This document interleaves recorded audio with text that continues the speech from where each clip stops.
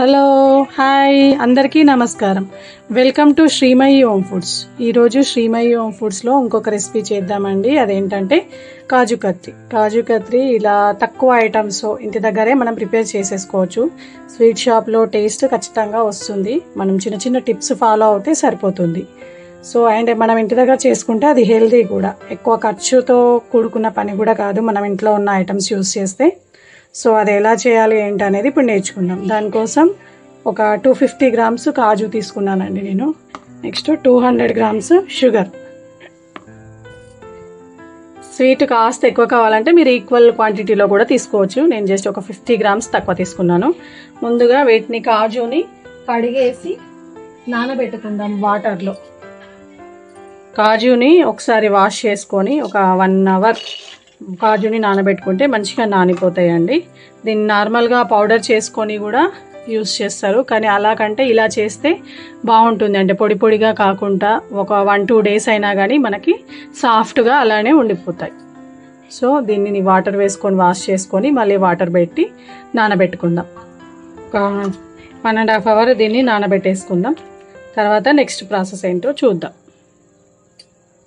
మనం కాజు నానబెట్టుకున్నాం కదండి, 2 అవర్స్కి మంచిగా నానిపోయినాయి. సో ఇప్పుడు వీటిని మిక్సీ జార్లో వేసుకొని మంచి పేస్ట్ లాగా మిక్సీ పట్టుకోవాలి. మీకు పలుకులుగా తగలాలంటే కొంచెం బరకగా మిక్సీ పట్టుకోవాలి. ఇందులో కొద్దిగా పాలైనా వేసుకోవచ్చు, లేదంటే కొన్ని వాటర్ అయినా వేసుకొని మంచి పేస్ట్ లాగా మిక్సీ పట్టేసుకోండి. చూడండి, ఒకసారి వాష్ చేశాక కూడా మనకి కాజులో ఎంత డస్ట్ అనేది వచ్చిందో. సో ఇప్పుడు దీన్ని మిక్సీ పట్టేద్దాం. ఇది మెత్తటి పేస్ట్ లాగా మిక్సీ పట్టేసుకున్నా అండి నేను. మరి ఎక్కువగా మెత్తగా ఏం పట్టలేదు, కొంచెం బరకగా ఉంచాను. ఇప్పుడు దీన్ని ప్యాన్లో వేసుకొని ఉడికించుకుందాం. ఈ ప్యాన్లో మనం షుగర్ తీసుకున్నాం కదా అండి, నేను ఈక్వల్ క్వాంటిటీలో తీసుకున్నాను. ఈ షుగర్ వేసేసుకొని ఇదే ప్యాన్లో మనం మిక్సీ పట్టి పెట్టుకున్నాం ఈ కాజు పేస్ట్ అనేది కూడా వేసేసుకోవాలి. వేసేసుకొని మనకి వాటర్ ఏమీ ఎక్స్ట్రా యాడ్ చేయొద్దండి, ఎందుకంటే మనకి షుగర్లో నుంచి వాటర్ వస్తుంది కదా. సో ఆ వాటర్కే మనకి ఇది ఉడికిపోతుంది. సో అడుగు పెట్టకుండా కొంచెం మీడియం ఫ్లేమ్లో పెట్టుకొని ఇది కలుపుతూ ఉడికించుకోవాలి. మనకు ప్యాన్ నుండి సపరేట్ అయ్యేంత వరకు దీన్ని కలుపుతూనే ఉడికించుకోవాలి కాజు పేస్ట్ని. నార్మల్గా అయితే షుగర్ పాకం తీసి కాజులను డైరెక్ట్ మిక్సీ చేసి పౌడర్ చేసి కూడా వేస్తారు, కానీ అలా అయితే ఒక 1 డే వరకే సాఫ్ట్గా ఉంటుంది. సెకండ్ డే మొత్తం పొడి పొడిగా అయిపోతుంది. సో ఇది సాఫ్ట్గా ఒక 2-3 డేస్ అయినా ఉంటుందండి నేను చేసే విధంగా ట్రై చేస్తే.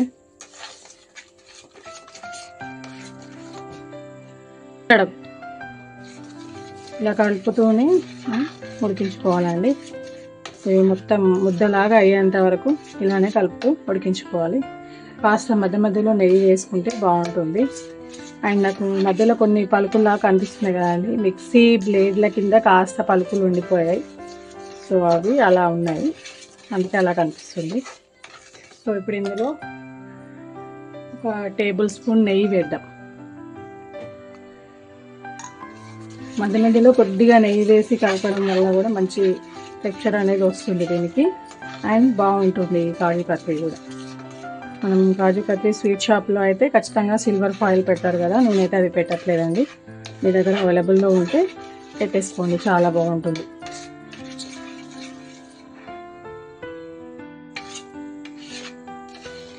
చిక్కుగా స్టార్ట్ అయిందండి, అండ్ ప్యాన్ నుండి కూడా సపరేట్ అవుతుంది. అయినా సరే ఇంకా సేపు ఉడికించుకోవాలి.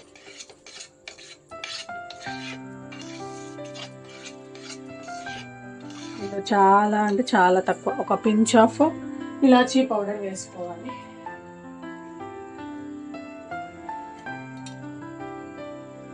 చాలా కొద్ది క్వాంటిటీ వేసానండి, పించ్.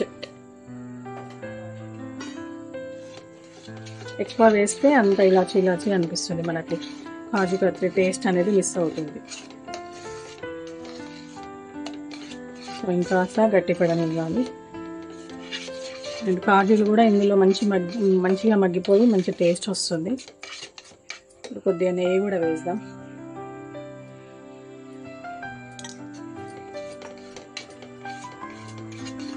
ఒక 5 నిమిషాలు ఉడికించుకోవాలండి. నాకు ప్రాసెస్ అవ్వడానికి ఒక దగ్గర 30 మినిట్స్ పట్టిందండి. సో ఇంకొక 10 మినిట్స్ ఉడికించుకుందాం ఇలానే కాజు పేస్ట్ని.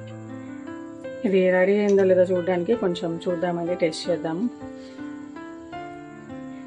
చాలా కాలుతుంది, చెక్ చేసుకోవాలి. ఇలా బాల్ ఫామ్ అవుతుంది చూసారా. సో ఈ టైంలో మనకు కంప్లీట్గా ఉడికిపోయినట్టే.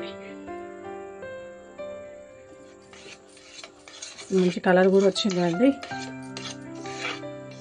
వీట్ కలర్ లాగా. మన గోధుమ పిండి ఉంటుంది కదా, ఆ కలర్లో వచ్చింది ఇప్పుడు ఇది. సో ప్యాన్ నుండి కూడా కంప్లీట్గా సపరేట్ అవుతుంది. ఒక 5 నిమిషాలు ఏం చేసుకొని దీన్ని చల్లారబెట్టుకోవాలి. సో ఇది రెడీ అయిందండి. ఇప్పుడు స్టవ్ ఆఫ్ చేసుకొని దగ్గరికి కాకుండా స్ప్రెడ్ చేసుకోవాలి. కాజు పేస్ట్ అనేది స్ప్రెడ్ చేసుకుంటే తొందరగా చల్లగా అవుతుంది అండ్ మనకు కాజు టెక్స్చర్ అనేది కరెక్ట్గా వస్తుంది, కాజు కత్రి.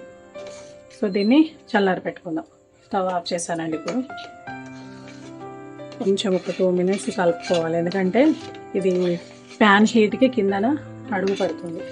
సో కింద అడుగు పట్టకుండా ఒక 2 మినిట్స్ కొద్దిగా చల్లారేంత వరకు ఒకసారి కలిపేసుకొని మొత్తం ఇది స్ప్రెడ్ చేసి ఇలానే వదిలేసేయాలి.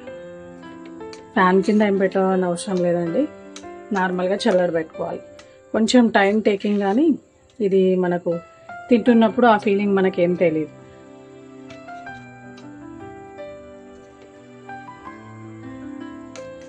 సో దీన్ని చల్లారబెట్టేసుకుందాం. దీన్ని మొత్తం స్ప్రెడ్ చేసుకున్నాం కదా అండి. దీన్ని ఇప్పుడు మూత పెట్టొద్దండి. మూత పెడితే లైట్గా ఆవిరి అనేది వస్తుంది కదా, వాటర్ మళ్ళీ పదన లాగా అయిపోతుంది. సో అందుకే దీనిపైన ఒక క్లాత్ లాగా కప్పి వదిలేసుకోవాలి. అండ్ ఫ్యాన్ కింద కూడా పెట్టొద్దు. ఒక 2-3 అవర్స్ అయితే ఇది మంచి స్ట్రక్చర్ అనేది వస్తుంది. సో అందుకే దీనిపైన క్లాత్ కప్పేసి వదిలేద్దాం. ఇది కంప్లీట్గా చల్లగా అయిపోయిందండి. ఇప్పుడు ప్యాన్ నుండి మనం దీన్ని సపరేట్ చేసుకోవాలి.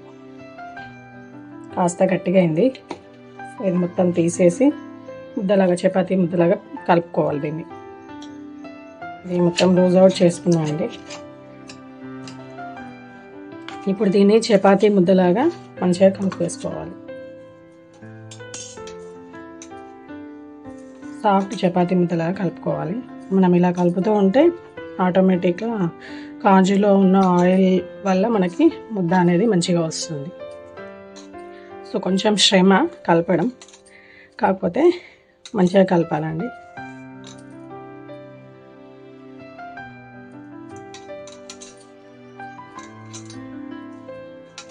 మనం ఇలా కలుపుతూ ఉంటే అది సాఫ్ట్గా అవుతుందండి. సో కొంచెం ప్రెస్ చేస్తూ కలిపేసుకోండి.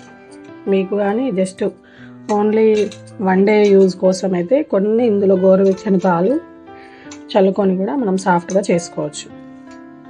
లేదు ఒక 3-4 డేస్ ఉండాలి అంటే పాలు వేయకపోవడం బెస్ట్. పాలు వేస్తే అదొక రకమైన ఫ్లేవర్ వస్తుందండి.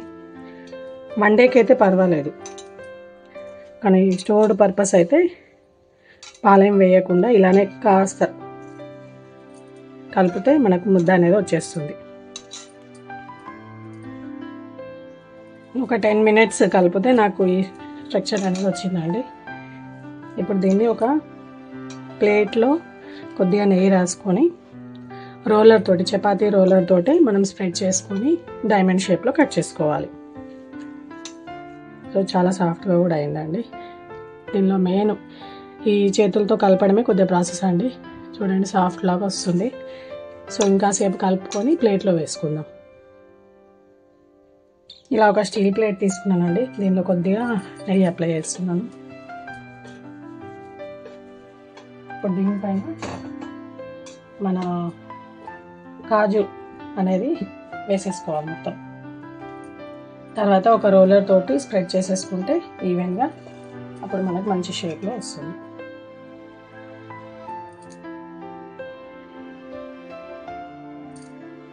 ఫస్ట్ అయితే చేతితోటి ప్రెస్ చేస్తున్నానండి. తర్వాత ఒక బటర్ పేపర్ వేసుకొని చపాతీ రోలర్ తోటి దీన్ని స్మూత్గా చేసుకుందాం. దీనిపైన బటర్ పేపర్ వేస్తున్నాము. ఇలా ఎంత పలచగా వీలైతే అంత పలచగా స్మూత్గా స్ప్రెడ్ చేసుకోవాలి రోలర్ తోటి.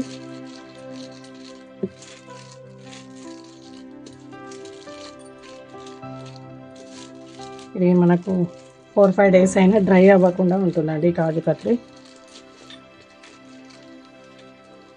కొంచెం లావుగానే ఉంచుతున్నాను నేను, మరీ పల్చగా ఏం చేయట్లేదు కాజు కత్రి.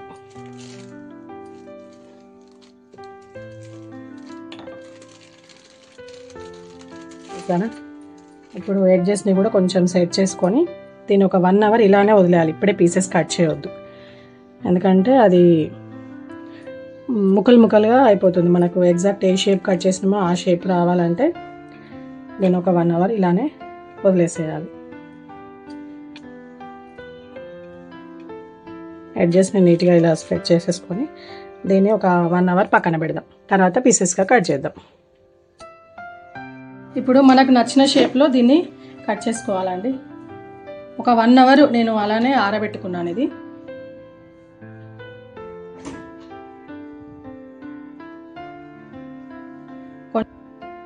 డైమండ్ షేప్లో కట్ చేస్తున్నా అండి నేను.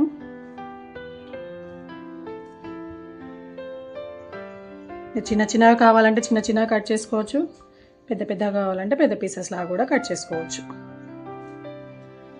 ఎంతో టేస్టీగా ఇంటి దగ్గరే మనకు కాజు కత్రి అనేది రెడీ అవుతుంది. కొద్దిగా టైం తీసుకుంటే సరిపోతుంది.